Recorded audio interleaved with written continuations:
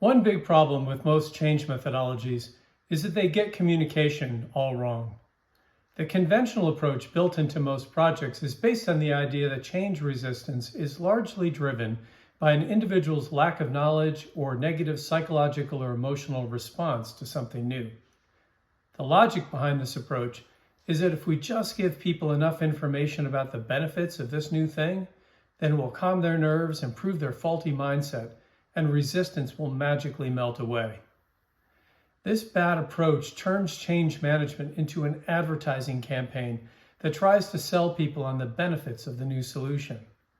We spend time creating project branding and key messages and cascading strategies that repeat the messages across multiple platforms. And to make sure it works, we train organization leaders to parrot the messages so employees will be convinced to get on board. And when we really want to waste time and money, we produce branded coffee mugs, water bottles, t-shirts, and ridiculous plastic tchotchkes. Sadly, this is the conventional approach baked into far too many projects. It's become the de facto standard for project managers, change managers, and every organization with an official change methodology. The big ERP companies also love this approach because it fits with their slick, high-pressure approach to sales. But the bottom line is that it just doesn't work. And the proof is that the rate of change failure has stayed largely consistent for the past 20+ years. It is true that poor communication can create project problems.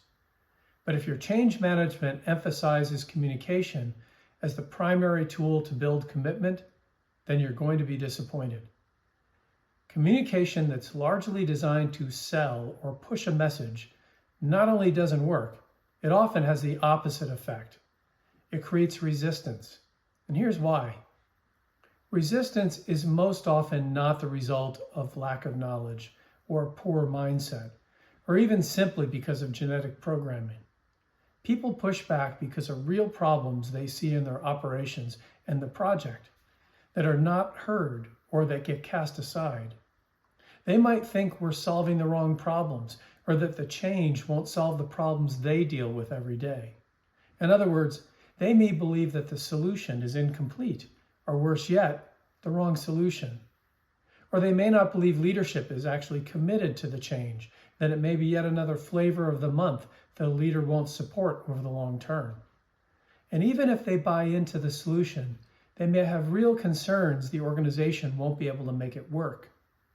People also push back because they're kept on the outside of the process of solving their own problems they should be involved in solving. So with that in mind, the best approach to change management is not about stakeholders understanding what's important to the project. It's about the project understanding what's important to the stakeholders. It's not about communication to stakeholders. It's about engagement with stakeholders. It's not about selling them. It's about listening to them, up front and throughout the project. It's not about pushing your solution. It's about enlisting others to create solutions.